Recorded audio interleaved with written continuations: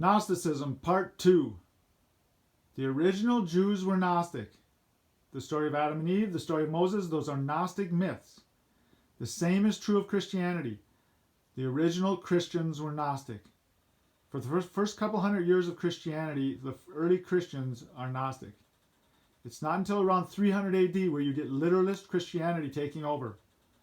I'm going to refer to them as literalists because they literally believe that their myths are a historical fact. They believe that there was a Jesus, that he came down, that he did all these impossibilities, and then he floated back up to heaven. The reason this happens is because the Roman Empire, under the ruthless dictator Constantine, makes literalist Christianity the state religion and forces everybody to become that. Literalist religions, whether they're Jewish, Muslim, Christian, or whatever, are all about control. They are spiritualities that support controlling cultures, oppressive controlling cultures. Constantine gives the literalist Roman Church bishops lots of power, and they set out to destroy everything Gnostic. They destroy the literature, they destroy the culture, everything they can for hundreds and hundreds of years. If you're a Gnostic, you are tortured, and then you are set afire and burned alive at the stake. These are the churches that our churches descend from today, and they want us to believe that they're the true Christians. We need to decide whether they're the true Christians or whether the Gnostics were the true Christians. Let's have a look. Gnostic, literalist. The main difference is that the literalists believe in a historical Jesus. If you believe Jesus is historical, then you are a literalist and you support the literalist agenda. For the Gnostics, Jesus was allegorical.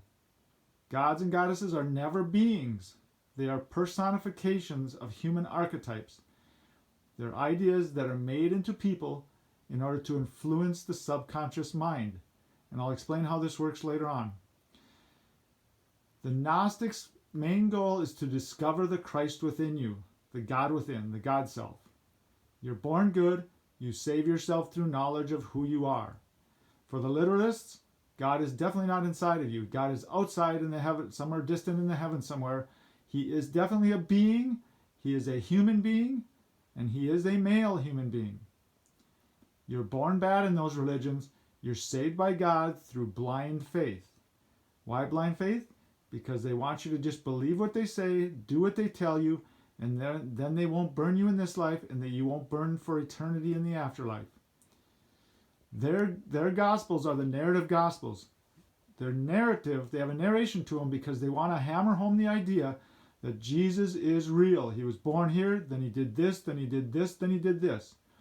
In the Gnostic Gospels, there is no narration because there is no Jesus. Go to YouTube, listen to the Gospel of Thomas. It starts by saying, these are the secret teachings of the living Jesus.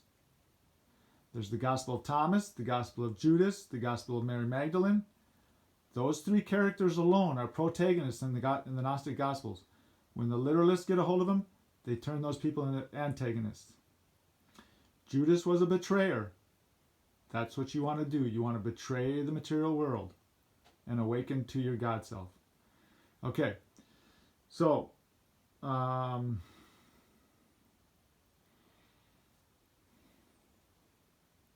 let's take a look at some more stuff, Gnostic and literalist.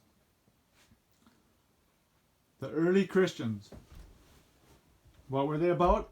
They loved their enemies. They were about communal wealth. The literalist Roman bishops abhorred this about the Gnostics because they were really big into private property. A lot of the Gnostic groups were vegetarian. They disrespected authority. When they got together, they drew lots to decide who was going to be the leader for the day. And you couldn't be a leader more than one day in a row. They didn't want to foster anybody thinking they were above or below anybody else. This was about equality. The exact opposite of literalist religions. They're about hierarchy and control.